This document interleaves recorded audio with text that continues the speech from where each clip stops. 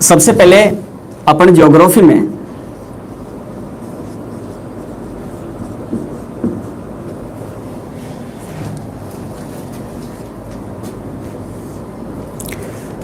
सबसे पहले अपन बात करेंगे।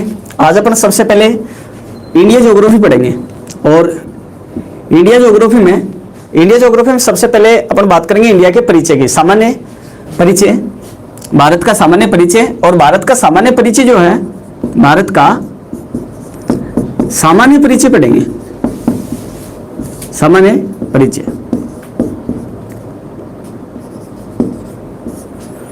General introduction of India, Bharat का सामान्य परिचय। दोस्तों वर्तमान में अगर देखा जाए तो सभी एग्जाम में, चाहे वो रीट हो, चाहे वो राजस्थान पुलिस हो, चाहे वो पटवार हो, चाहे वो एसएससी की कोई भी एग्जाम हो, चाहे दिल्ली पुलिस की हो, एनटीपीसी की हो, कोई भी एग्जाम हो, सभी एग्जाम में वर्तमान में सबसे ज्यादा क्वेश्चन अगर पूछे जा रहे हैं तो वो इंडिया ज्योग्राफी से पूछे जा रहे हैं, इंडिया ज्योग्राफी में। और इंडिया ज्योग्राफी में अगर अपन शुरुआत करते हैं तो सबसे पहले अपन बात करेंगे भारत के परिचय से, भारत के परिचय से पढ़ेंगे। उसके बाद में मैं आपको सारे के सारे टॉपिक करवाऊंगा, जिसमें भारत का परिचय पढ़ने के बाद में भारत का परिचय है, फिर उसके भौतिक प्रदेश हैं, फिर उसकी कल्चर है, उसके क्या बोलेंगे वनस्पति हैं, वन्य जीव अभ्यारण्य है, उसके कृषि है, उद्योग है, ये सारी की सारी चीजें मैं आपको टॉपिक वाइज टॉपिक सभी स्टूडेंटों को सारे टॉपिक कंप्लीट करवाऊंगा। तो सभी, हाँ तो शुरू करें। इंडिया ज्योग्राफी में सबसे पहले भारत का परिचय, और सबसे पहले अपन बात करेंगे भारत का परिचय। दोस्तों भारत के परिचय की अगर बात करें तो परिचय अगर अपन किसी भी देश, राज्य या अपन किसी भी जिले, शहर का अगर परिचय पढ़ते हैं तो सबसे पहले अपन भारत के परिचय को टुकड़ों में बांट करके पढ़ेंगे, और टुकड़ों में बांट करके पढ़ेंगे। इसमें सबसे पहले मैं आपको बात करूंगा, बताऊंगा भारत के नामकरण के बारे में कि भारत के कितने नाम अब तक भारत के प्रचलन में आ चुके हैं। उसके बाद मैं आपको बताऊंगा भारत की स्थिति और विस्तार, और स्थिति और विस्तार, भारत की स्थिति एवं विस्तार पढ़ने के बाद में अपन बात करेंगे भारत के चारों ओर की सीमाओं के बारे में, सीमाएं, और सीमाएं पढ़ने के बाद में अपन बात करेंगे भारत में राज्य और केंद्र शासित प्रदेशों के बारे में, केंद्र शासित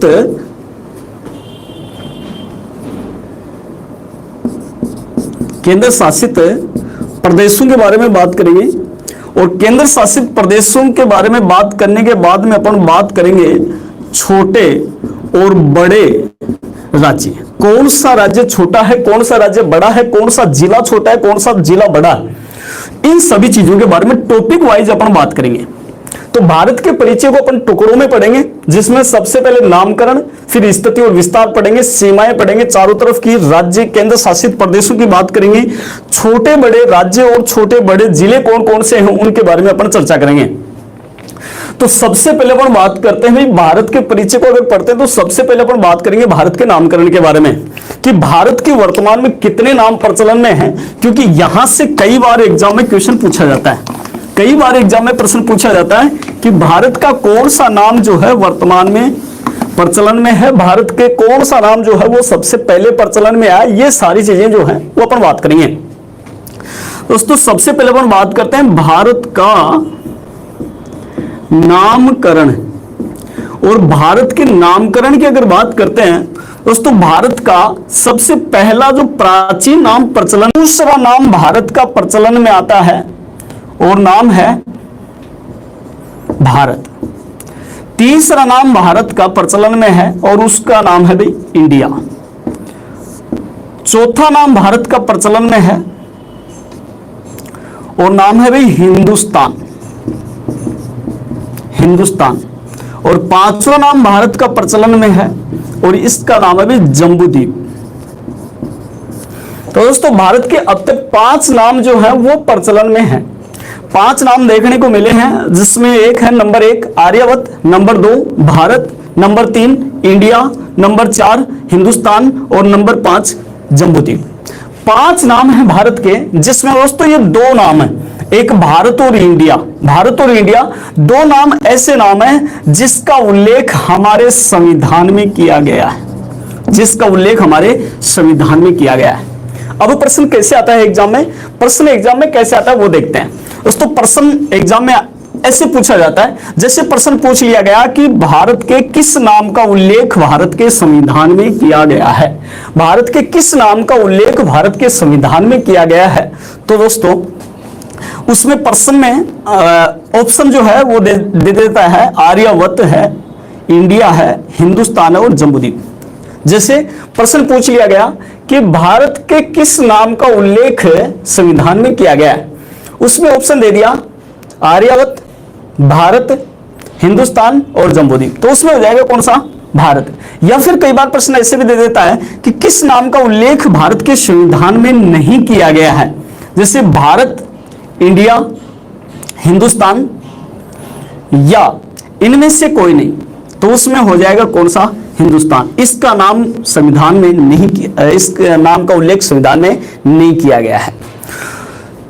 तो अब अपन बात करेंगे कि भाई भारत को आर्यावर्त कहा जाता है। आर्यावर्त इसका नाम क्यों पड़ा, कब से पड़ा और कैसे ये प्रचलन में आया। तो सबसे पहले अपन बात करेंगे आर्यावर्त की। दोस्तों ये अपना भारत जो है, इसका सबसे पुराना नाम अगर देखने को मिलता है तो वो है आर्यावर्त। आर्यावर्त नाम इसका क्यों पड़ा, इसकी वजह क्या रही, ये सबसे पहले देखने वाली बात है दोस्तों। ये अपना भारत है,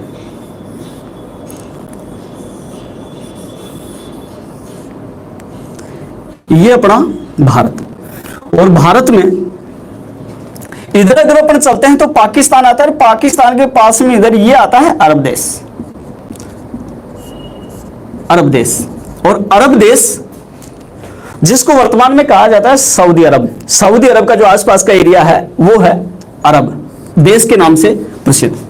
यहां पर एक जाति निवास करती थी, उस जाति का नाम था आर्य। आर्य एक जाति है, आर्य क्या है, एक जाति है। और ये आर्य जो जाति है ये अरब देश के आसपास में निवास करती थी, तो कहा जाता है कि आर्य जो है वो अरब के मूल निवासी थे।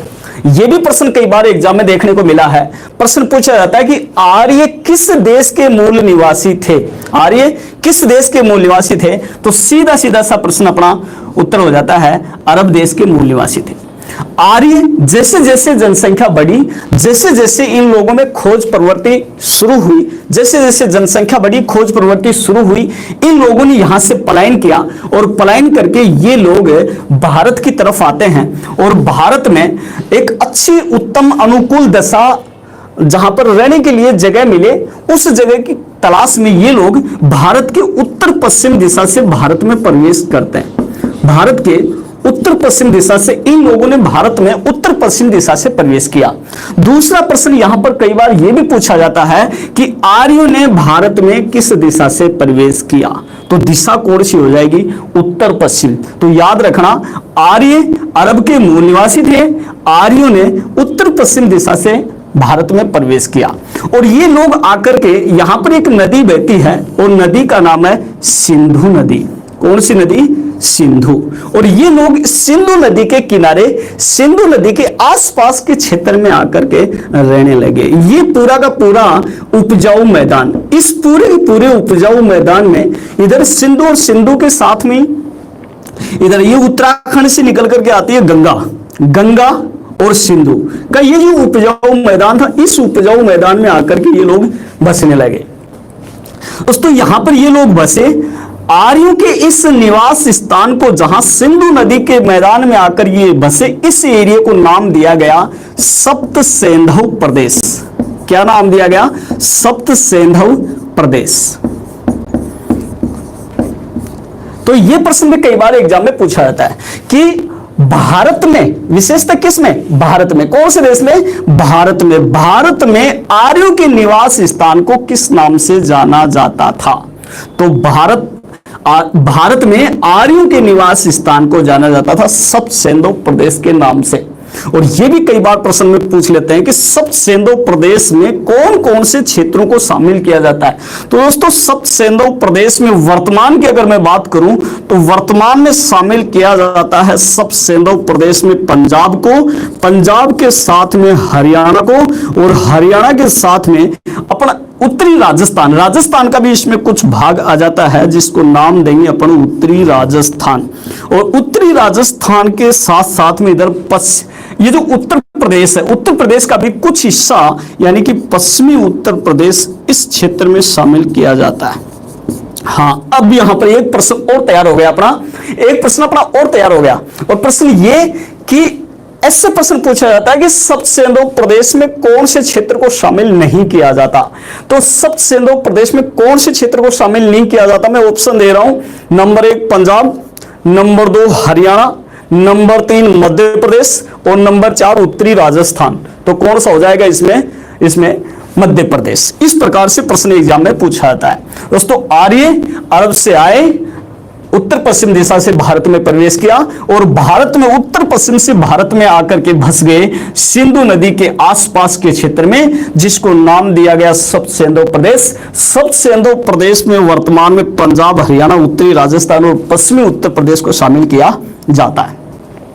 दोस्तों आर्यों का निवास स्थान, आर्यों का क्षेत्र होने के कारण इसका नाम रख दिया गया आर्यावत, और इसी क्षेत्र का नाम रख दिया गया आर्यावत, और इस प्रकार से भारत का नाम पड़ता है आर्यावत। यहां पर एक क्वेश्चन और बनता है कई बार कि भारत में सबसे पहले आने वाली जो जाति थी वो जाति मानी जाती है कौन सी? आर्य। भारत में सर्वप्रथम या भारत में सबसे पहले आने वाली जो जाति है वो जाति भी कौन सी है भाई?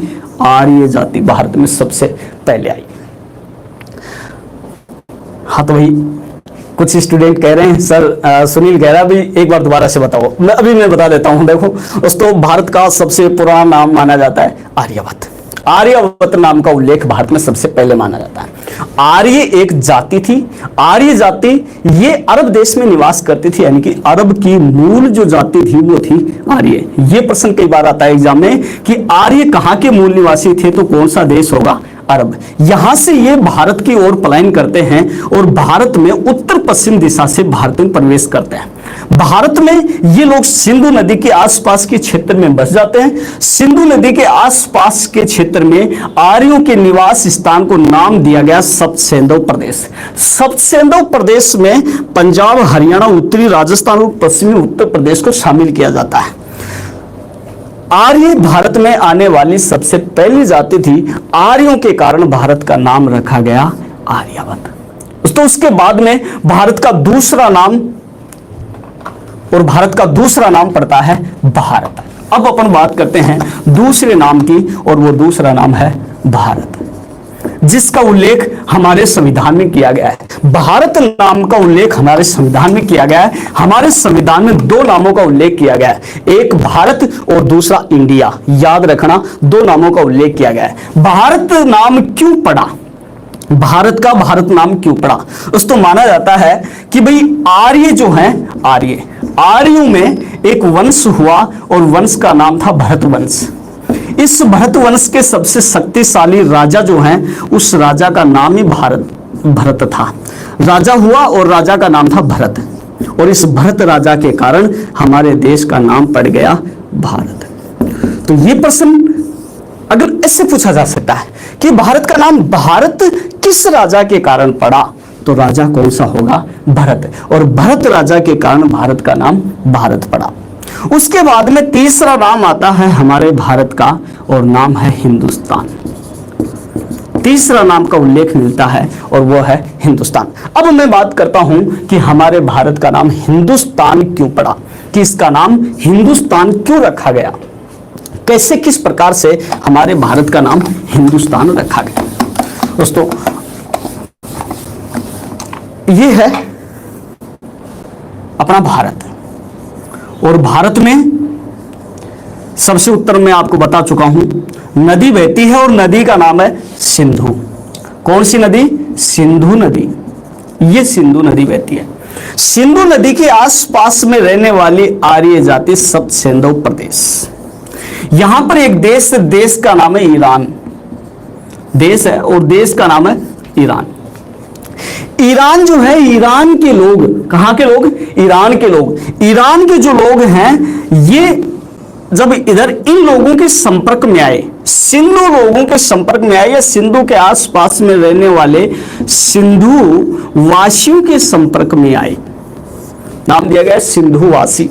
सिंधुवासियों के ये लोग संपर्क में आए तो ये लोग इनको सिंधुवासी कहते, लेकिन इनके साथ में एक दुविधा थी। ईरान के लोग से का उच्चारण है करते थे। ईरान के लोग से का उच्चारण है करते थे तो सिंधु को क्या बोलेंगे? हिंदू। सिंधु को बोला गया हिंदू। दोस्तों ये लोग सिंधु को कहते थे हिंदू, सॉरी सिंधु को, ये लोग सिंधु को कहते थे हिंदू, और हिंदू से हमारे देश का नाम पड़ा हिंदुस्तान। हिंदुस्तान। यहां से दो तरीके के प्रश्न एग्जाम में पूछे जाता है। क्वेश्चन नंबर 1, हमारे देश का नाम हिंदुस्तान किसके द्वारा दिया गया? तो ये नाम दिया गया ईरानियों द्वारा। किसके द्वारा? ईरानियों द्वारा। पहला कि हमारे देश का नाम हिंदुस्तान किसके कारण पड़ा, किसके द्वारा दिया गया? तो ईरानियों के द्वारा। दूसरा क्वेश्चन पूछा जाता है कि ईरानियों ने हमारे देश का नाम हिंदुस्तान किस नदी के आधार पर किया, किस नदी के आधार पर रखा? तो नदी कौन सी हो जाती है? सिंधु। तो उसके बाद में चौथा नाम हमारे देश का पड़ता है और देश का नाम है इंडिया, और चौथा नाम इंडिया। इंडिया नाम कैसे रखा गया देखते हैं। तो इधर ईरान से थोड़ा सा और ऊपर की साइड में जाते हैं, उत्तर पश्चिम की ओर जाते हैं अपन, तो एक देश आता है और देश का नाम है यूनान। यूनान ये यूरोप महाद्वीप में पड़ता है। कौन से महाद्वीप में? यूरोप महाद्वीप में। और यूरोप महाद्वीप में एक देश पड़ता है जिसका नाम है यूनान। यूनान के लोग जब भारत की तरफ आए तो वही सिंधु नदी के कारण, ये सिंधु नदी, और सिंधु नदी को ये लोग कहा करते थे, यूनानी लोग सिंधु नदी को कहते थे इंडस। कौन सी नदी? इंडस। तो ये प्रश्न भी एग्जाम में कई बार पूछा जाता है कि सिंधु नदी का प्राचीन नाम क्या था? तो दोस्तों सिंधु नदी का प्राचीन नाम था इंडस। कौन सी नदी?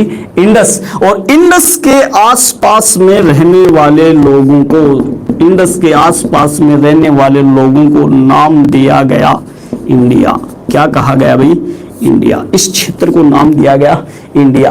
दोस्तों बाद में इस इंडिया नाम का उल्लेख भी हमारे संविधान में किया गया। तो दो नामों का उल्लेख अब तक संविधान में हो चुका है, एक भारत और दूसरा इंडिया, जिसकी वजह ये थी कि भाई उसके बाद में यूरोपीय कंट्री यानी कि इंग्लैंड ने ही हमारे भारत के ऊपर राज किया। तो इन लोगों ने, यूरोपीय कंट्री के लोगों ने इसी देश का समर्थन करते हुए इसका नाम इंडिया रखा, और ये लोग इसको इंडिया ही कहते थे। अंग्रेज भारत को इंडिया ही कहते थे, इसलिए जब हमारा संविधान लिखा गया तो उसमें इस नाम का उल्लेख होना स्वाभाविक था। उसके बाद में दोस्तों एक हमारे भारत का एक नाम का उल्लेख और मिलता है, और वो नाम है जम्बूद्वीप। कौन सा भाई? जम्बूद्वीप। दोस्तों ऐसा माना जाता है कि प्राचीन काल में हमारी पृथ्वी को 7 महाद्वीपों में बांटा गया था, 7 द्वीपों में बांटा गया था। और ये 7 द्वीप जो है ये यूरोप,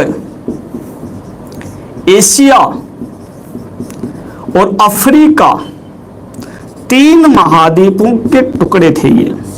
और इसमें हमारे भारत का जो नामकरण मिलता है, भारत जो है वो जम्बू द्वीप का हिस्सा था। कौन से द्वीप का? जम्बू द्वीप का हिस्सा था हमारा भारत। तो और वो काल जो समय माना जाता है वो है बौद्ध काल। तो कहने का मतलब बौद्ध काल में भारत का नाम जो है वो जम्बू द्वीप माना गया है, या बौद्ध काल में भारत के नाम का उल्लेख मिलता है। कौन सा नाम? जम्बूद्वीप। तो ये प्रश्न अगर पूछा जाए कि बौद्ध काल में भारत के किस नाम का उल्लेख मिलता है, तो वो कौन सा भाई? जम्बूद्वीप। तो ये थे भारत के 5 नाम: आर्यावर्त, भारत, हिंदुस्तान, इंडिया और जम्बूद्वीप। उसके बाद में अपन बात करेंगे भारत की स्थिति और विस्तार के बारे में।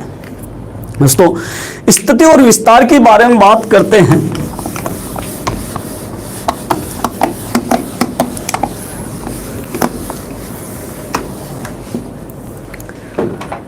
देखो ध्यान रहे विशेषता मैं आपको बता देता हूं कि ये सारे के सारे टॉपिक मैं आपको पढ़ा रहा हूं और इनसे संबंधित एक प्रश्नावली मैं तैयार करूंगा।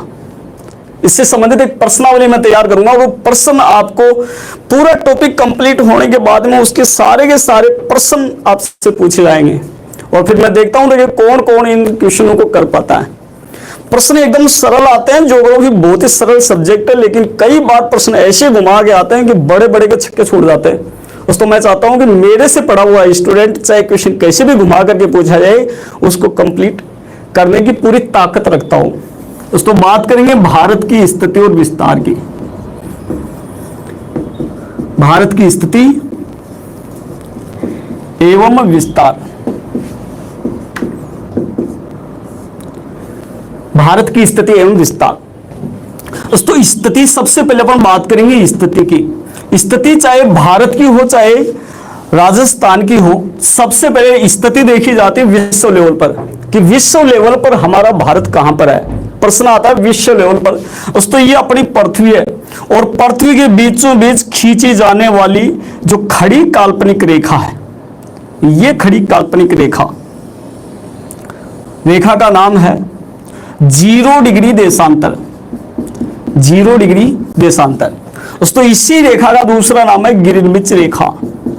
ग्रीनविच रेखा। यहां से प्रश्न आता है कि ग्रीनविच रेखा से भारत किस गोलार्ध में है। दोस्तों ये ग्रीनविच रेखा हमारी पृथ्वी को 2 भागों में बांटती है। इसके एक साइड में ये पूर्वी गोलार्ध, ये पूर्वी गोलार्ध है, इसके दूसरी साइड में ये पश्चिमी गोलार्ध। कौन सा गोलार्ध? पश्चिमी गोलार्ध। एक साइड में पूर्वी गोलार्ध, दूसरी साइड में पश्चिमी गोलार्ध। दोस्तों भारत यहां पर है, ये भारत है। तो एकदम से सरल सा है। प्रश्न आता है एग्जाम में ग्रीनविच रेखा से भारत किस गोलार्ध में है। तो ग्रीनविच रेखा से भारत कौन से गोलार्ध में होगा? पूर्वी गोलार्ध। दूसरा, तो दूसरी रेखा है और रेखा की बात करते हैं अपन। दूसरी रेखा है ये पृथ्वी के बीचों बीच खींची जाने वाली आड़ी रेखा को कहा जाता है 0 डिग्री अक्षांश। आड़ी रेखा को कहा जाता है 0 डिग्री अक्षांश। खड़ी रेखा को कहा जाता है 0 डिग्री देशांतर।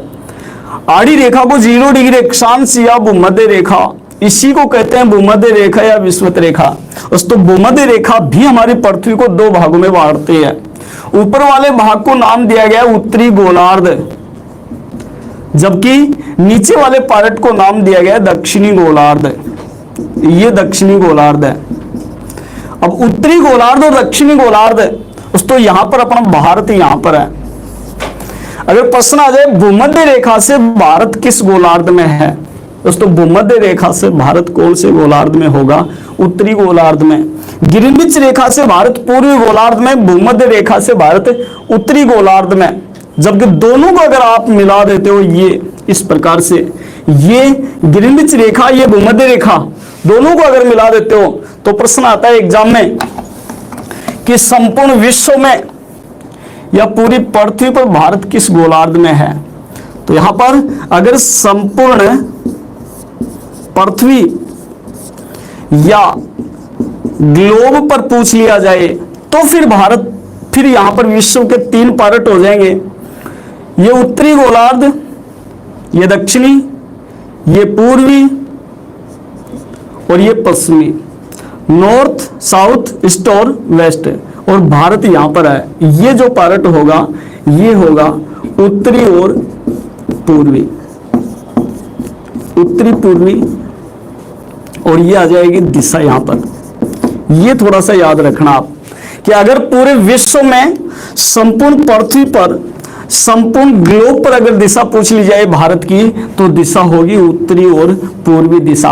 यहां पर याद रखना ये गोलार्ध नहीं होगा। गोलार्ध आधा होता है और दिशा जो है वो किसी भी क्षेत्र में हो सकती है। तो और सबसे ज्यादा जो प्रश्न है वो यही पूछा जाता है संपूर्ण पृथ्वी पर भारत किस दिशा में है, तो कौन सी दिशा होगी? उत्तरी पूर्वी। संपूर्ण ग्लोब पर भारत किस दिशा में है तो कौन सी होगी? उत्तरी और पूर्वी दिशा। के बाद में अपन बात करते हैं इसकी स्थिति देशांतर और अक्षांश के आधार पर, देशांतर और अक्षांश सबसे ज्यादा एग्जाम में पूछी जाती हैं कि भारत कौन कौन सी देशांतरों के मध्य स्थित है, भारत कौन कौन से अक्षांशों के मध्य स्थित है, कौन कौन से देशांतरों के मध्य स्थित है। दोस्तों ये अपना भारत है। और भारत में अगर सबसे पहले अपन बात करें देशांतर, दोस्तों खड़ी रेखा देशांतर कहलाती है, खड़ी रेखा कहलाती है देशांतर। ये भारत शुरू होता है यहां से 68 डिग्री 7 मिनट पूर्वी देशांतर से, भारत शुरू होता है 68 डिग्री 7 मिनट पूर्वी देशांतर से और खत्म होता है 97 डिग्री 25 मिनट पूर्वी देशांतर। 68 डिग्री 7 मिनट पूर्वी देशांतर से और खत्म होता 97 डिग्री 25 मिनट पूर्वी देशांतर। सीधा सा प्रश्न पूछा जाता है एग्जाम में कि भारत का देशांतरीय विस्तार बताइए, देशांतरीय विस्तार क्या है। और ऑप्शन 68 डिग्री 7 मिनट पूर्वी देशांतर से 97 डिग्री 25 मिनट पूर्वी देशांतर। यहां पर अगर दोनों के बीच का अंतराल पूछ लिया जाए, भारत के पूर्व से पश्चिमी छोर के मध्य देशांतरों का अंतराल कितना है, और अंतराल अगर पूछा जाए तो इसमें से ये घटा देंगे, यानी कि 29 डिग्री और 18 मिनट का। तो भारत के याद रखना, भारत के पूर्व से और पश्चिमी छोर के मध्य देशांतरों का अंतराल है, पूर्व से पश्चिमी छोर के मध्य देशांतरों का अंतराल है, और यह है 29 डिग्री 18 मिनट। बात की जाए अक्षांशों की, तो ये अक्षांश है, आड़ी रेखाएं अक्षांश कहलाती हैं, आड़ी रेखा अक्षांश कहलाती हैं, खड़ी रेखा देशांतर कहलाती हैं। अक्षांश तो भारत शुरू होता है 8 डिग्री 4 मिनट उत्तरी अक्षांश से, 8 डिग्री 4 मिनट उत्तरी अक्षांश से और खत्म होता है 37 डिग्री 6 मिनट उत्तरी अक्षांश के मध्य। और यहां पर 8 डिग्री 4 मिनट उत्तरी अक्षांश से 37 डिग्री 6 मिनट उत्तरी अक्षांश। तो दूसरा प्रश्न यहां पर बनता है कि भारत का अक्षांशीय विस्तार कितना है। तो अक्षांशीय विस्तार होगा 8 डिग्री 4 मिनट उत्तरी अक्षांश से 37 डिग्री 6 मिनट उत्तरी अक्षांश। तो ये दो तरीके से एग्जाम में पूछा जाता है। एक पूछा जाता है भारत की मुख्य भूमि का अक्षांशीय विस्तार, और एक पूछा जाता है भारत की संपूर्ण भूमि का अक्षांशीय विस्तार। दोस्तों अगर बात करें संपूर्ण भूमि की, अगर बात आती है तो भारत में इधर ये अंडमान निकोबार द्वीप समूह हो रहे हैं, ये अंडमान निकोबार द्वीप समूह है, और अंडमान निकोबार द्वीप समूह थोड़े वो नीचे से हैं, यानी ये शुरू हो जाते हैं 6 डिग्री 4 मिनट उत्तरी अक्षांश से, 6 डिग्री 4 मिनट उत्तरी अक्षांश से ये शुरू हो जाते हैं और खत्म होता है 37 डिग्री 6 मिनट उत्तरी अक्षांश। यानी कहने का मतलब अगर संपूर्ण भूमि का अक्षांशीय विस्तार पूछ लिया जाए तो 6 डिग्री 4 मिनट उत्तरी अक्षांश से 37 डिग्री 6 मिनट उत्तरी अक्षांश के मध्य, और मुख्य भूमि का अक्षांशीय विस्तार पूछ लिया जाए तो 8 डिग्री 4 मिनट उत्तरी अक्षांश से 37 डिग्री 6 मिनट उत्तरी अक्षांश के मध्य। अंतराल की अगर बात करोगे तो भारत के मुख्य भूमि का अंतराल आएगा, मुख्य भूमि का अक्षांशीय अंतराल आएगा 37 डिग्री 6 में से 8 डिग्री 4 घटाओगे तो ये 29 डिग्री 2 मिनट, 29 डिग्री 2 मिनट। जबकि इधर अगर संपूर्ण भूमि का अंतराल अगर पूछ लिया जाए, संपूर्ण भूमि का अंतराल पूछ लिया जाए तो इसमें से ये घटाएंगे तो ये आ जाएगा 31 डिग्री 2 मिनट का अंतराल आ जाएगा। लेकिन दोस्तों ज्यादातर एग्जाम में यही पूछा जाता है, मुख्य भूमि का अक्षांशीय अंतराल पूछा जाता है। दोनों की अगर बात करें, अक्षांश और देशांतरों की बात करें तो देशांतरों का अंतराल 29 डिग्री 18 मिनट, अक्षांशों का अंतराल 29 डिग्री 2 मिनट। तो यानी कहने का मतलब लगभग 29 डिग्री सेम है, हालांकि खैर मिनट्स अलग है, इसमें मिनट्स 18 है, इसमें मिनट्स 2 हैं, थोड़ा सा डिफरेंट है मिनट्स में, जबकि देशांतर और अक्षांश डिग्री में दोनों एक हैं, समान है। इसलिए कई बार यह भी प्रश्न आ जाता है कि भारत का अक्षांश और देशांतरीय अंतराल लगभग कितनी डिग्री का है। तो दोनों का अंतराल लगभग 29 डिग्री का अंतराल है। ये प्रश्न कई बार एग्जाम में देखा गया है। यहां पर दोबारा से एक बार देखेंगे कि भारत की मुख्य भूमिका अक्षांश से विस्तार पूछ लिया जाए तो 8 डिग्री 4 मिनट उत्तरी अक्षांश से, और संपूर्ण भूमिका अगर पूछ लिया जाए तो 6 डिग्री 4 मिनट उत्तरी अक्षांश से। अब मैं यहां पर आपको बता दूं कि इससे संबंधित प्रश्न समय का प्रश्न नहीं पूछा जाता, लेकिन समय का प्रश्न जो है वो सबसे ज्यादा यहां पर समय का प्रश्न पूछा जाता है। देशांतर रेखाएं जो हैं, देशांतर जो रेखाएं हैं, ये समय ज्ञात करने में सबसे ज्यादा उपयोगी सिद्ध होती हैं। समय ज्ञात करने के लिए देशांतर रेखाओं का सहारा लिया जाता है। तो समय से संबंधित यहां पर एक प्रश्न एग्जाम में पूछा जाता है, और प्रश्न यह पूछा जाता है कि भारत के पूर्व से पश्चिमी छोर के मध्य समय का अंतराल कितना है। पूर्व से पश्चिमी छोर के मध्य समय का अंतराल कितना है। तो मैं यहां पर आपको बता दूं कि दोस्तों समय की अगर बात करेंगे तो दो देशांतरों के बीच में समय का अंतराल होता है 4 मिनट। यानी कहने का मतलब 1 डिग्री को अगर पार करेंगे, 1 डिग्री देशांतर बराबर 4 मिनट का अंतराल होता है। 1 डिग्री देशांतर बराबर 4 मिनट का अंतराल होता है। और जैसे 1 डिग्री बराबर 1 डिग्री देशांतर बराबर 4 मिनट का अंतराल होता है, वैसे 1 मिनट से बराबर 4 सेकंड का अंतराल होता है। ये सेकंड का अंतराल होता है। अब देखो आप आगे, यहां पर 1 डिग्री बराबर 4 मिनट और 1 मिनट से बराबर 4 सेकंड। अब दोस्तों अगर भारत के पूर्व से पश्चिमी छोर के मध्य समय का अंतराल पूछ लिया जाए तो यहां पर अपन क्या करेंगे, 1 डिग्री बराबर 4 मिनट, तो 29 डिग्री बराबर कितना होगा, 29 को 4 से गुणा कर देंगे 4 मिनट से। यहां पर 1 मिनट से, ये इकाई मिनट्स की है, 1 मिनट बराबर 4 सेकंड, तो 18 मिनट्स बराबर कितनी सेकंड होगी, 4 सेकंड से गुणा कर देंगे, 4 सेकंड से गुणा कर देंगे। अब यहां पर आप देखेंगे कि ये तो हो गया 72, तो आगे सेकंड, और 29 को अगर अपन 4 से गुणा करेंगे तो ये आ जाएंगी 116 मिनट। सेकंड को मिनट बनाएंगे तो 1 मिनट और 12 सेकंड, यानी कि 12 तो सेकंड आ गई हैं, और 1 मिनट यहां पर अगर मैं इसमें जोड़ देता हूं तो ये हो जाते हैं 117 मिनट। मिनट के बनाएंगे घंटे, और घंटे बनाएंगे तो 1 घंटा 57 मिनट और 12 सेकंड। दोस्तों फिक्स समय की अगर बात करें तो भारत के पूर्व से पश्चिमी छोर के मध्य समय का अंतराल आएगा 1 घंटा 57 मिनट और 12 सेकंड, यानी कि जिसको मैं कहूं लगभग 2 घंटे। लगभग कितने घंटे, 2 घंटे। याद रखना कि भारत के पूर्व से पश्चिमी छोर के मध्य समय का अंतराल लगभग 2 घंटे का होता है। लगभग कितने घंटे का, 2 घंटे का अंतराल होता है। और एक नियम और है कि पूर्व में समय हमेशा आगे होता है और पश्चिम में समय हमेशा पीछे होता है।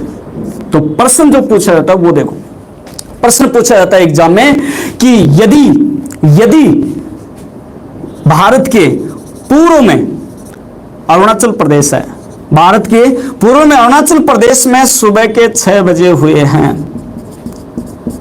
या इधर पश्चिम में चलते हैं तो यहां पर गुजरात है, ये गुजरात है। यदि भारत के अरुणाचल प्रदेश में सूर्य उदय सुबह 6 बजे होता है तो गुजरात में सूर्योदय कितनी बजे होगा, तो कितनी बजे होगा, 8 बजे। ये इस प्रकार का प्रश्न कई बार एग्जाम में पूछा था कि भारत के पूर्व से पश्चिमी छोर के मध्य समय का अंतराल कितने घंटे, 2 घंटे। फिक्स की बात करेंगे 1 घंटा 57 मिनट और 12 सेकंड है। प्रश्न, अरुणाचल प्रदेश में, यदि अरुणाचल प्रदेश में सूर्योदय सुबह 6 बजे होता है तो गुजरात में सूर्योदय कितनी बजे होगा, 8 बजे होगा। कितने बजे, 8 बजे। लगभग 2 घंटे का अंतराल है। तो चलो बताओ, अब आपकी बारी है, आप बताएंगे यदि अरुणाचल प्रदेश में सूर्योदय सुबह 6:30 बजे होता है तो गुजरात में सूर्योदय कितनी बजे होगा। गुजरात में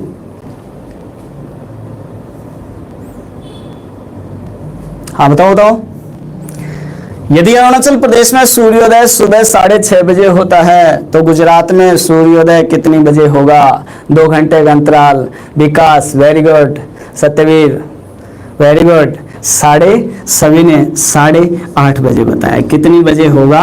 8:30 बजे। यानी कि कितने घंटे का अंतराल? सीधा सा रटना है, याद करना है, 2 घंटे का अंतराल होता है। और मैंने आपको तरीका भी बता दिया है, तरीका भी बता दिया है, रटने वाली भी यहां पर कोई बात नहीं है। तरीका बता दिया है कि यदि कहीं भी 2 जगह का समय अगर आपको पूछ लिया जाए, जैसे मान लो कि यहां पर ये 73 डिग्री है और यहां पर ये 83 डिग्री है। 73 डिग्री ईस्ट, 83 डिग्री ईस्ट, 2 जगह के 2 स्थानों के बीच का समय अगर पूछ लिया जाए तो क्या करना है? इसमें से ये घटाना है। 83 में से 73 घटाएंगे तो कितना आएगा? 10 डिग्री, और सीधा गुणा कर दो 4 से। 40 मिनट का डिफरेंट आएगा दोनों के बीच में।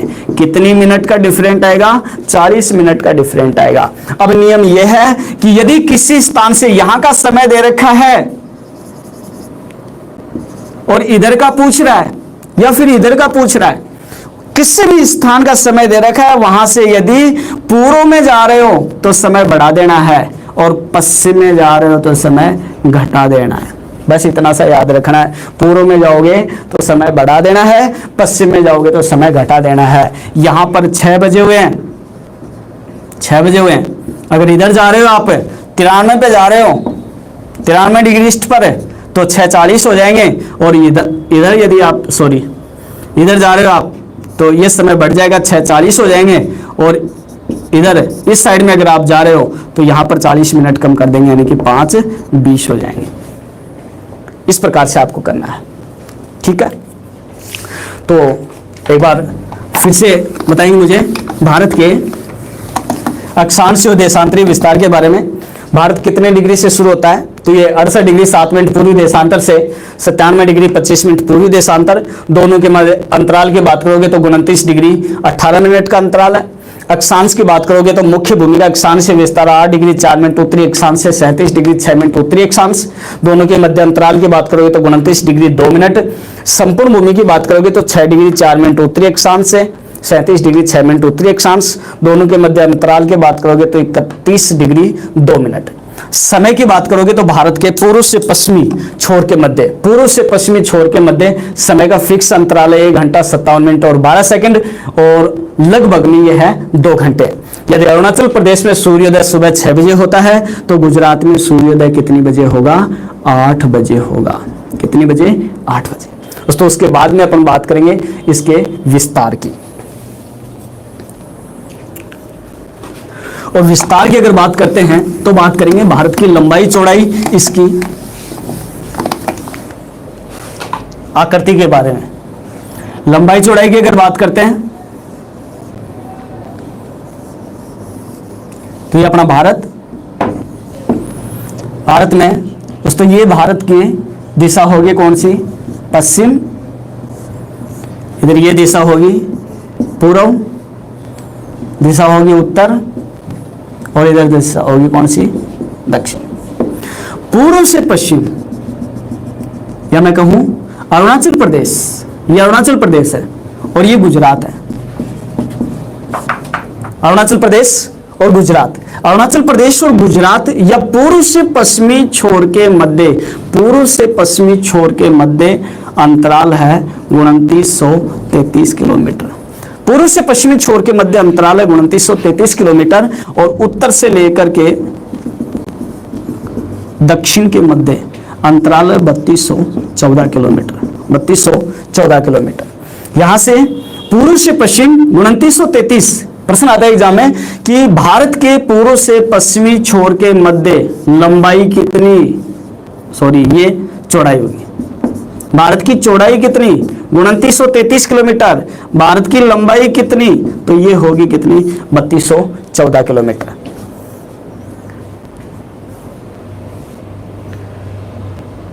हाँ सतवीर सही।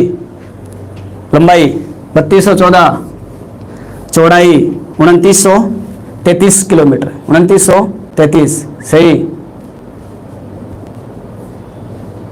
हाँ सुनील, मोस्ट क्वेश्चन बता दिए जाएंगे। पहले टॉपिक को पढ़ो, पूरा टॉपिक पढ़ने के बाद में उस टॉपिक से रिलेटेड सभी मोस्ट क्वेश्चन आपको, सारे के सारे क्वेश्चन आपको करवा दिए जाएंगे।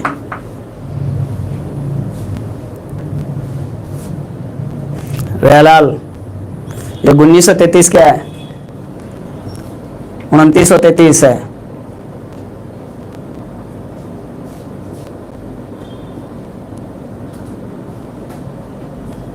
हाँ बराबर, ठीक। हाँ भाई, बात करते हैं भारत की आकृति की। आकृति की अगर बात करेंगे भारत की दोस्तों, भारत की आकृति है विषम कोणीय, विषम कोणीय चतुर्भुज। आकृति कैसी? विषम कोणीय चतुर्भुज, या अपने इसको ये भी कह सकते हैं चतुष्कोणीय। हाँ बिल्कुल, विषम कोणीय चतुर्भुज या चतुष्कोणीय। भारत की दो प्रकार की आकृति मानी जाती है। हाँ रमेश, रोज क्लास होगी। विषम कोणीय चतुर्भुज या चतुष्कोणीय। बात करते हैं भारत के पूरे क्षेत्रफल की दोस्तों। क्षेत्रफल सीधा से एग्जाम में पूछा जाता है, भारत का कुल क्षेत्रफल कितना होगा? तो इसका टोटल क्षेत्रफल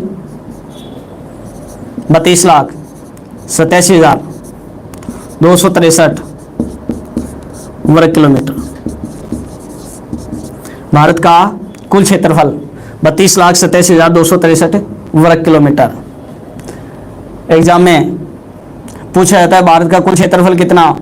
ऑप्शन में ये भी आता है 32.87 लाख वर्ग किलोमीटर। दोस्तों ये भी सही है, आप इसको ऐसे भी लिख सकते हो 32.87 लाख वर्ग किलोमीटर।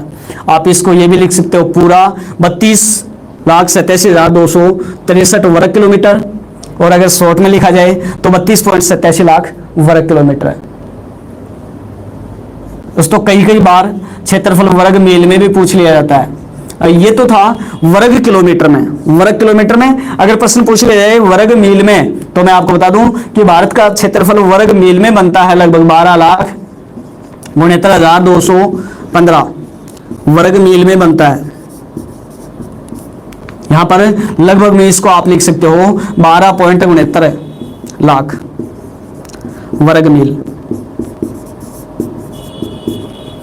बिल्कुल, भारत का क्षेत्रफल 32,87,263 वर्ग किलोमीटर या 32.87 लाख वर्ग किलोमीटर वर्ग मील में 12,69,215 वर्ग मील या 12.69 लाख वर्ग मील। पूरे विश्व की अगर अपन बात करेंगे, पूरे संसार की विश्व लेवल की अगर अपन बात करेंगे, तो विश्व की कुल भूभाग, जितना भी भूभाग है उसका 2.4% हमारे पास है। विश्व के कुल भूभाग का, विश्व के कुल भूभाग का 2.4% भाग अपने भारत में है। विकी 11.15 क्या है?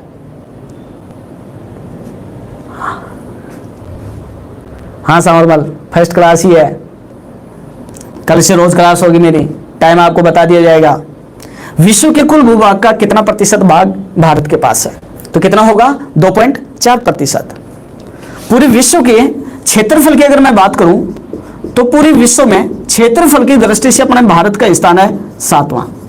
कौन सा स्थान है? 7वां। क्षेत्रफल की दृष्टि से भारत का 7वां स्थान है, जबकि पूरे विश्व के कुल भूभाग का 2.4% हमारे भारत के पास है। बात करोगे आप क्षेत्रफल में, भारत का स्थान 7वां है, लेकिन क्षेत्रफल की दृष्टि से भारत से 6 बड़े देश कौन कौन से हैं? यह भी प्रश्न कई बार एग्जाम में पूछा जाता है कि भारत से 6 बड़े देश कौन कौन से हैं। तो वो भी मैं आपको बता ही देता हूं साथ साथ में कि भारत से 6 जो बड़े देश हैं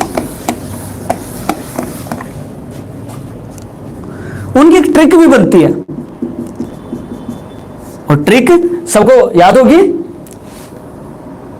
रुक चीन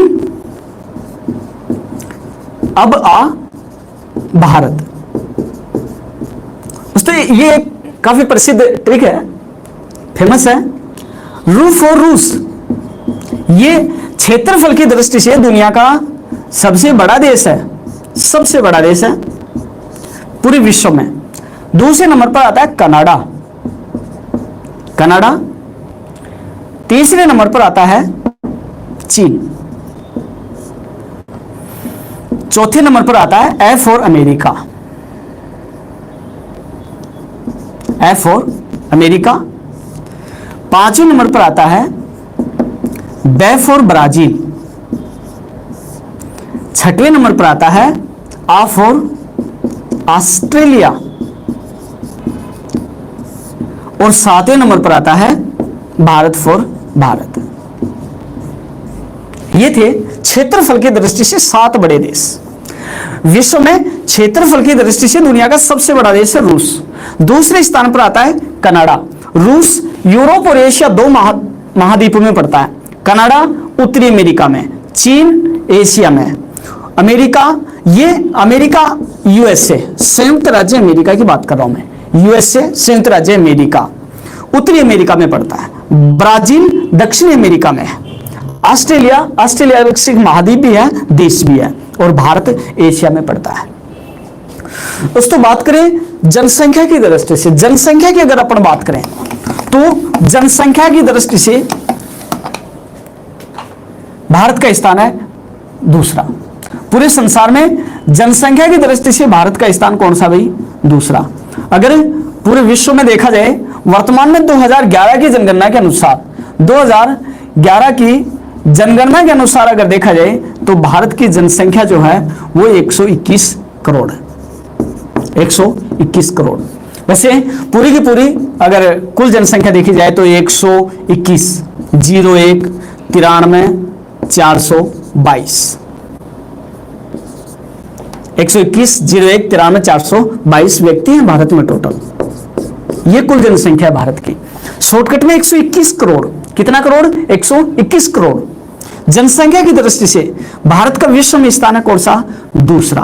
प्रथम की बात करूं तो चीन है, सबको पता है। प्रथम की बात करें तो चीन, दूसरे की बात करें तो भारत। दोस्तों जनसंख्या की दृष्टि से अगर बात करें अपन तो पूरे विश्व की हमारे पास, पूरे विश्व की जनसंख्या भारत में है 17.5%, यानी 17.5% जनसंख्या, विश्व की 17.5% जनसंख्या हमारे भारत में निवास करती है। अब भूभाग की बात करें 2.4%, जमीन हमारे पास 2.4% है, जबकि जनसंख्या हमारे पास 17.5% है। दोस्तों इतनी जनसंख्या है 17.5% पूरे विश्व की, जो 2.4% जमीन पर निवास करती है। यानी किस प्रकार से एडजस्ट करते हैं, इसीलिए तो भारत को कहा जाता है विविधता में एकता वाला देश, कि विश्व की अधिकांश जनसंख्या यानी कि 17.5% जनसंख्या भारत में निवास करती है, जबकि विश्व का 2.4% भाग जमीन का ही अपने पास है। दोस्तों उसके बाद में अगर अपन बात करते हैं भारत की, तीसरा पॉइंट ये थी इसकी स्थिति और विस्तार। उसके बाद में तीसरा पॉइंट अपना होगा और वो है भारत की सीमाएं।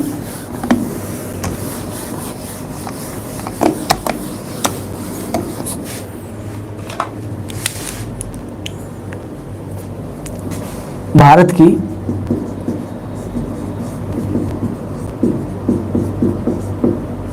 सीमाएं, भारत की चारों ओर की जो सीमाएं हैं अपने भारत की, सीमाओं की अगर बात करते हैं दोस्तों, भारत की 2 प्रकार की सीमाएं हैं। एक सीमा है जिसको कहा जाता है स्थलीय सीमा। कौन सी सीमा? स्थलीय सीमा। और स्थलीय सीमा भारत की 15,200 किलोमीटर है, 15,200 किलोमीटर। दूसरी सीमा है भारत की जिसको कहा जाता है जलीय सीमा। कौन सी सीमा? जलीय सीमा। दोस्तों जलीय सीमा का नाम आते मैं आपको बता देता हूं कि भारत की जलीय सीमा 2 प्रकार से पूछी जाती है, 2 प्रकार से पूछी जाती है। एक भारत की पूछी जाती है मुख्य जलीय सीमा, मुख्य जलीय सीमा, और मुख्य जलीय सीमा है भारत की 6100 किलोमीटर।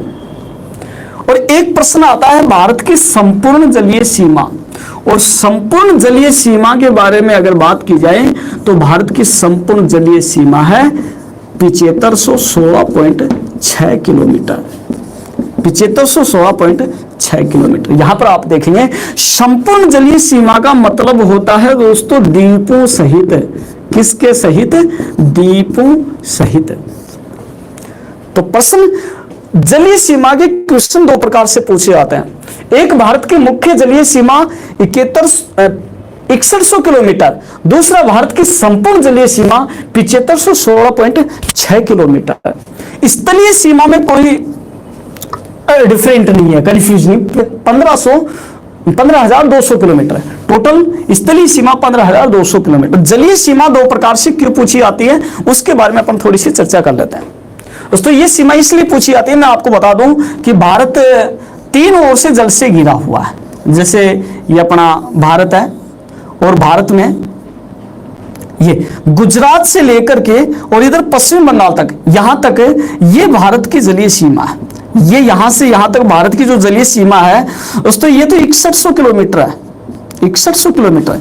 लेकिन इसमें ये अंडमान निकोबार द्वीप है, द्वीपों की अगर सीमा जोड़ दी जाए, लक्षद्वीप है, इधर दमन द्वीप है, ये अगर द्वीपों की सीमा जोड़ दी जाए तो ये 7516.6 किलोमीटर हो जाती है टोटल। और ये प्रश्न दो तरीके से एग्जाम में पूछा जाता है। मुख्य भूमि की जलीय सीमा 6100 किलोमीटर और संपूर्ण भूमि की जलीय सीमा 7516.6 किलोमीटर। ज्यादातर स्टूडेंट मुख्य पूछ रहा है कि संपूर्ण पूछ रहा है, ये तो ध्यान ही नहीं देते, डायरेक्ट ही ऑप्शन कर देते हैं, जो कि गलत हो जाता है। दोस्तों देखना ये है, हाँ देखना ये है कि मुख्य पूछ रहा है या संपूर्ण पूछ रहा है, और देख करके उसके बाद में प्रश्न को करना है। तो सिर्फ 7516.6 किलोमीटर, आप इसको लगभग 7517 बता सकते हो, 7517 किलोमीटर बता सकते हो। अगर संपूर्ण जलीय सीमा और स्थलीय सीमा दोनों को जोड़ दिया जाता है तो भारत की कुल जल प्लस स्थलीय सीमा हो जाती है, जल और स्थलीय सीमा हो जाती है कितनी? 22,716.6 किलोमीटर टोटल हो जाती है, 22,716.6 किलोमीटर हो जाती है। अब अपन बात करेंगे ये सीमाएं किस किस देश के साथ में लगती हैं। जल के साथ में, समुद्र में लगती है तो कौन कौन से महासागर या खाड़ी के साथ में सीमा लगती है, इसके बारे में चर्चा करते हैं। आ जाते हैं अपन भारत की चारों तरफ भारत की सीमाओं के बारे में। दोस्तों ये अपना भारत है,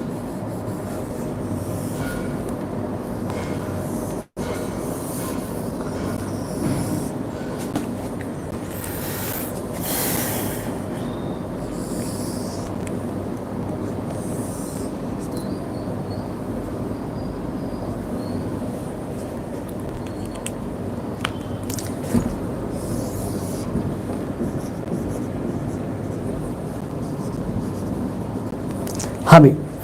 तो ये अपना भारत, भारत में दोस्तों यहां पर ये गुजरात, गुजरात और इधर ये है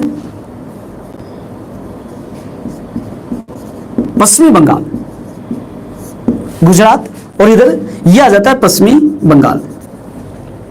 दोस्तों इधर गुजरात से लेकर के पश्चिमी बंगाल तक इधर ये पूरी की पूरी ये जो सीमा है सबको पता है, ये सीमा है स्थलीय सीमा कहलाती है। कौन सी सीमा कहलाती है? ये स्थलीय सीमा। ये जो सीमा है ये कहलाती है स्थलीय सीमा। और स्थलीय जो सीमा है ये 15,200 किलोमीटर दोस्तों ये 7 देशों के साथ में लगती है। कितने देशों के साथ में? 7 देश। तो ये प्रश्न आता है एग्जाम में कि भारत की स्थलीय सीमा कितने देशों के साथ लगती है, तो कितने देश होंगे? 7 देश। इसकी भी एक छोटी सी शॉर्टकट में ट्रिक है और ट्रिक के माध्यम से आप इनको याद कर सकते हो, बड़ी फेमस है। बचपन में एमबीए किया, बचपन में एमबीए किया, शॉर्टकट ट्रिक है, याद करने में ठीक रहेगा।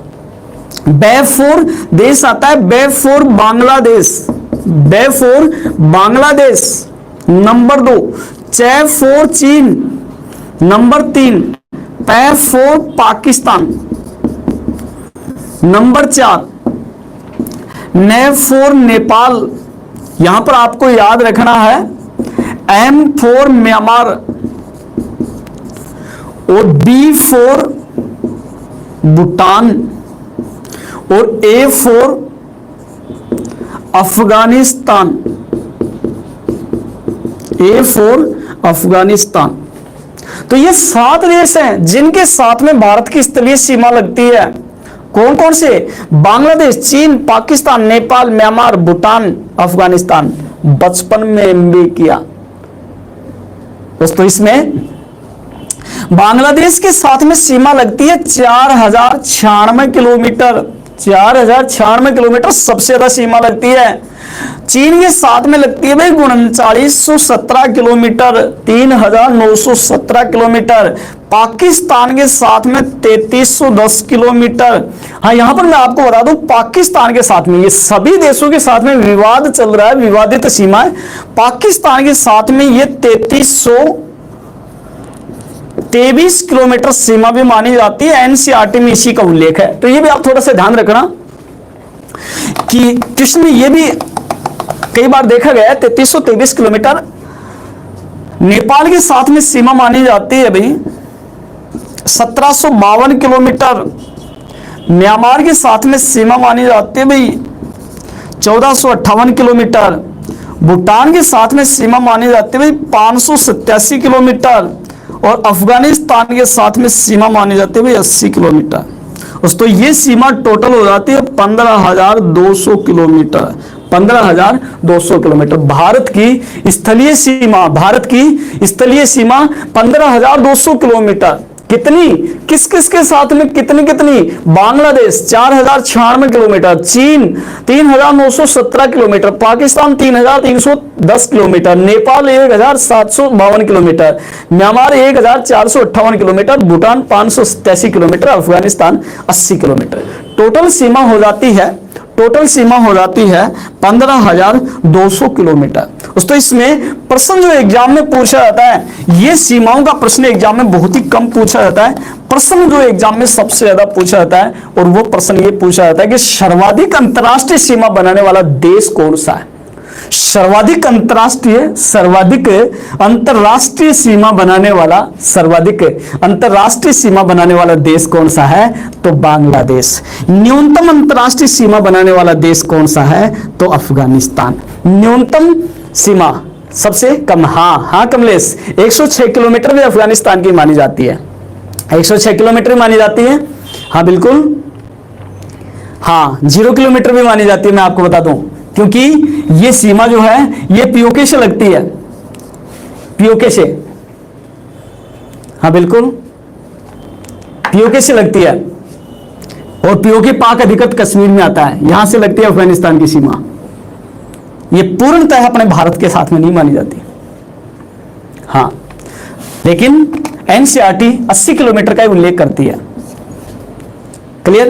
लेकिन प्रश्न जो एग्जाम में पूछा जाता है वो ये कि सबसे कम सीमा किस देश के साथ में? तो अफगानिस्तान। सबसे ज्यादा सीमा किस देश के साथ में? तो बांग्लादेश। मैं सभी देशों के साथ में जो सीमा लगती है वो सीमा किस नाम से प्रसिद्ध है बता देता हूं दोस्तों। यहां पर 7 देशों के साथ में स्थलीय सीमा लगती है, जिसमें याद रखना 4 देशों के साथ में जो सीमा है वो है कृत्रिम सीमा है, कृत्रिम। 3 देशों के साथ में जो सीमा है वो सीमा है प्राकृतिक। कृत्रिम सीमा, प्राकृतिक सीमा। कृत्रिम सीमा कौन कौन से देशों के साथ लगती है? प्राकृतिक सीमा कौन कौन से देशों के साथ लगती है? तो मैं आपको प्राकृतिक सीमा बता देता हूं। नेपाल के साथ में लगती है, भूटान के साथ में लगती है और म्यांमार के साथ में लगती है, म्यांमार के साथ में लगती है। और बाकी जो बच गए पाकिस्तान, अफगानिस्तान, चीन और बांग्लादेश के साथ में सीमा कृत्रिम लगती है। कृत्रिम सीमा के नाम है, कृत्रिम सीमा के नाम है, प्राकृतिक सीमा के नाम नहीं होते। यहां पर मैं आपको बता दूं, नेपाल और भूटान के साथ में सीमा बनाता है हिमालय, हिमालय सीमा बनाता है पर्वत। म्यांमार के साथ में सीमा बनाता है अराकोनयामा पर्वत, अराकोनयामा पर्वत, ये पर्वत इसके साथ में सीमा बनाता है। जबकि 4 देशों के साथ में सीमा कृत्रिम लगती है, उसके नाम है, वो नाम की अपना चर्चा करेंगे कौन कौन से। दोस्तों सबसे पहले देश आता है और देश का नाम है पाकिस्तान। कौन सा देश? पाकिस्तान। और पाकिस्तान के साथ में जो सीमा लगती है उस सीमा का नाम है रेडक्लिफ रेखा। कौन सी रेखा? रेडक्लिफ रेखा, सबको पता होगा रेडक्लिफ रेखा। और ये जो रेडक्लिफ रेखा है, इसका निर्धारण करने वाले विद्वान का नाम था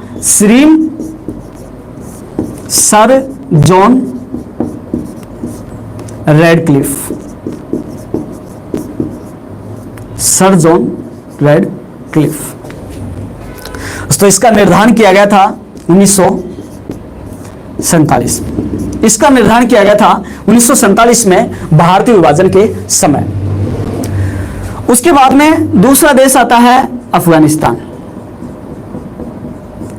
अफगानिस्तान, और अफगानिस्तान के साथ में जो सीमा लगती है नाम है डूरंड रेखा। अब यहां पर भी एक कंफ्यूज ये है कि दोस्तों ये सीमा जो अपने भारत के साथ में पीओके से लगती है, पीओके से लगती है। तो ज्यादातर जो एग्जाम होती हैं उनमें अगर प्रश्न पूछ लिया जाए कि डूरंड रेखा किस किस देश के साथ में लगती है, तो फर्स्ट प्रायोरिटी दी जाती है अफगानिस्तान और पाकिस्तान को। डूरंड रेखा ये लगती है अफगानिस्तान और पाकिस्तान के साथ में। अफगानिस्तान और पाकिस्तान के साथ में रेखा पाकिस्तान के साथ में लगती है। अब मैं आपको बता दूं कि अफगानिस्तान और पाकिस्तान के साथ में सीमा लगती है, और अगर ये ऑप्शन में नहीं आता है, अफगानिस्तान और पाकिस्तान ऑप्शन में नहीं आता है, तो फिर दूसरी प्रायोरिटी देनी है अफगानिस्तान और भारत को। अफगानिस्तान और भारत, जबकि फर्स्ट प्रायोरिटी इसको देनी है। ये याद रखना कि ज्यादातर एग्जाम में ये अफगानिस्तान और पाकिस्तान के साथ ही माना गया है। अफगानिस्तान और पाकिस्तान नहीं आए तो फिर अपना भारत का नाम लेना है। उसके बाद में भारत और अफगानिस्तान के साथ में सीमा लगती है डूरंड रेखा। इसका निर्धारण माना जाता है 1894 में। उसके बाद में दूसरा देश आता है इधर चीन, और चीन के साथ में जो सीमा है इसको नाम दिया गया है मैकमोहन रेखा। मैकमोहन रेखा, और ये मैकमोहन रेखा का निर्धारण माना जाता है 27 अप्रैल 1914 को। 27 अप्रैल 1914। उसके बाद में इधर बांग्लादेश के साथ में जो सीमा है, इस सीमा का निर्धारण तो सिरिल सर जॉन रेडक्लिफ ने किया था। रेडक्लिफ,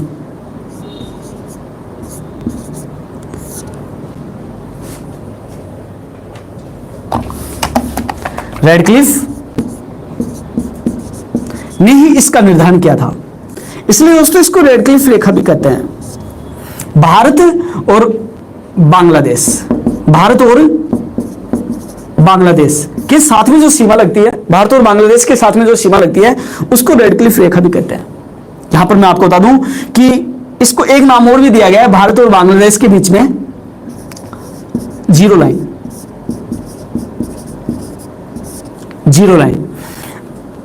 यहां पर एक राज्य है अपना जिसका नाम है त्रिपुरा।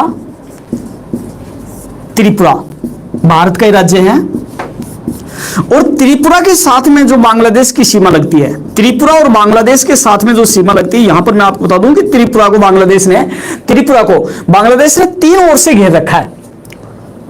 त्रिपुरा को बांग्लादेश ने तीन ओर से घेर रखा है, ये तीन ओर से घिरा हुआ है बेचारा। इसलिए त्रिपुरा और बांग्लादेश के साथ में जो सीमा लगती है स्पेशल, उसको कहा जाता है जीरो लाइन। इसको जीरो लाइन कहते हैं स्पेशल। जबकि यहां पर इधर पश्चिम बंगाल, केवल स्पेशल राज्य के बारे में पूछ लिया जाए तो पश्चिमी बंगाल और बांग्लादेश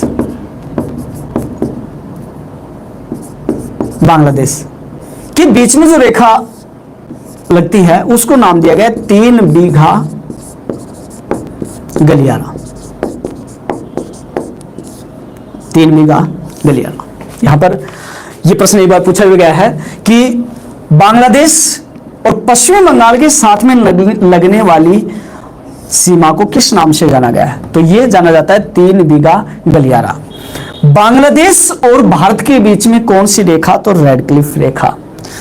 त्रिपुरा बांग्लादेश के साथ में जो रेखा है वो है जीरो लाइन। कौन सी लाइन? Zero line. ये 2-3 तरीके से पूछा जाता है, इसको थोड़ा सा ध्यान रखना। पश्चिम बंगाल और बांग्लादेश के बीच में पूछ लिया जाए, पश्चिम बंगाल और बांग्लादेश के साथ में पूछ लिया जाए तो 3 बीघा गलियारा। हालांकि पश्चिम बंगाल भारत का ही है। ये 1971 से पहले रेड क्लिफ रेखा के नाम से जानी जाती थी, लेकिन उसके बाद में, अच्छा पहले ये आपको सबको पता होगा पाकिस्तानी था, ये पूर्वी पाकिस्तान और ये पश्चिम पाकिस्तान, लेकिन 1971 में बांग्लादेश के आजाद होने के बाद में ये जो है रेड क्लिफ रेखा के नाम से फेमस नहीं है। वर्तमान में इसको जीरो लाइन के नाम से जाना जाता है। हालांकि जीरो लाइन त्रिपुरा और बांग्लादेश के बीच में ही मानी जाती है। उसके बाद में अपन बात करेंगे कि भाई इनके साथ में कौन कौन से देश के साथ में किस किस की सीमा लगती है, कौन कौन से राज्यों की सीमा लगती है, कौन कौन से केंद्र शासित प्रदेशों की सीमा लगती है, किस देश की सीमा पर कौन सा राज्य या केंद्र शासित बसा हुआ है। दोस्तों मैं आपको बता दूं कि ये जितने भी राज्य हैं, राज्य और केंद्र शासित प्रदेश कौन कौन से हैं, उसमें सबसे पहले अपन बात करते हैं पाकिस्तान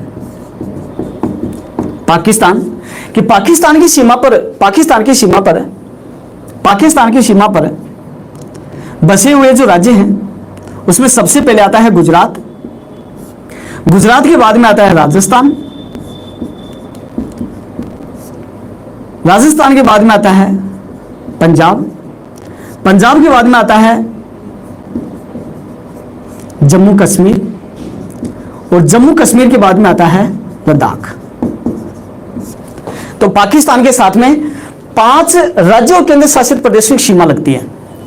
सबसे पहले गुजरात, उसके बाद में राजस्थान, उसके बाद में पंजाब, फिर जम्मू कश्मीर और फिर लद्दाख। उसके बाद में आता है अफगानिस्तान के साथ में सीमा बनाता है अफगानिस्तान के। फिर आते हैं चीन की तरफ, चीन के साथ में सीमा लगती है लद्दाख की।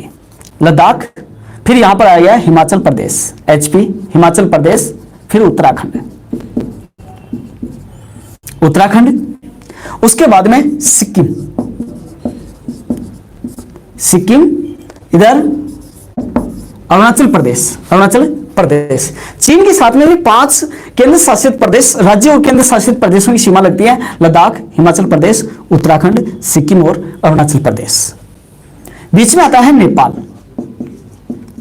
नेपाल के साथ में सीमा लगती है पहले उत्तराखंड के बाद में उत्तर प्रदेश के बाद में इधर यह आ जाता है बिहार, और बिहार के बाद में सीमा आ जाती है पश्चिम बंगाल की, और फिर सीमा लगती है सिक्किम की। नेपाल के साथ में 5 राज्य की सीमा लगती है, जिसमें उत्तराखंड, उत्तर प्रदेश, बिहार, पश्चिम बंगाल, सिक्किम। उसके बाद में आता है देश, नाम है भूटान के साथ में सीमा लगती है पहले सिक्किम की, उसके बाद में इधर पश्चिम बंगाल की, और बीच में आ गया असम की, और इधर अरुणाचल प्रदेश। तो कौन कौन से होंगे? सिक्किम होगा, पश्चिम बंगाल, असम, अरुणाचल प्रदेश।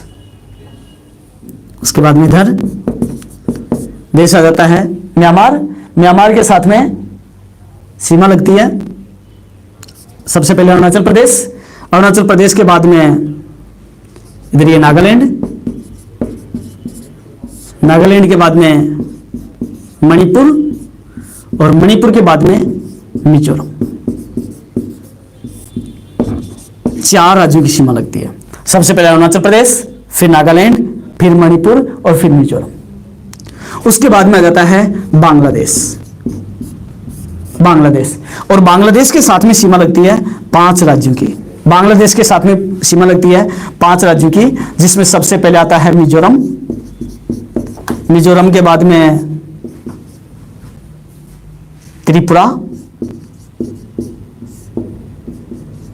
त्रिपुरा के बाद में मेघालय, आसाम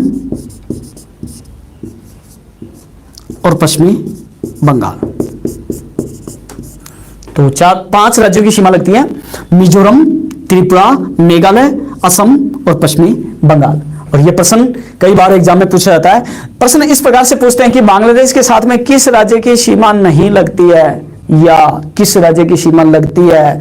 3 ऑप्शन ये दे देते हैं, एक दूसरा दे देते हैं किसकी नहीं लगती। जैसे दे दिया, प्रश्न आ गया कि बांग्लादेश के साथ में किस राज्य की सीमा नहीं लगती है, तो मिजोरम, त्रिपुरा, मेघालय, छत्तीसगढ़, तो कौन सा आ जाएगा? छत्तीसगढ़ की सीमा नहीं लगती। किसकी सीमा लगती है? ऑप्शन दे दिया, मध्य प्रदेश, महाराष्ट्र, गुजरात, त्रिपुरा, तो त्रिपुरा की सीमा लगती है। इस प्रकार से सीमा से संबंधित प्रश्न हर बार एग्जाम में पूछा जाता है कि किस देश के साथ में किस राज्य की सीमा लगती है और किस राज्य की सीमा नहीं लगती है। दोस्तों ये था स्थलीय सीमा। स्थलीय सीमा पर बसे हुए, स्थलीय सीमा पर बसे हुए देश, स्थलीय सीमा पर बसे हुए राज्य।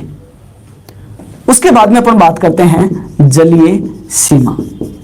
जलीय सीमा दोस्तों भारत की जलीय सीमा, ये जलीय सीमा और इसके छोटे बड़े राज्य, ये जो चीजें हैं ये आपको मैं कल की क्लास में पढ़ाऊंगा, नेक्स्ट क्लास में। दोस्तों आज थोड़ा सा लंबा खिंच गया, कल से सभी स्टूडेंटों को आप इन्फॉर्म कर देंगे कि ज्योग्राफी क्लासें कंटिन्यू हो गई हैं।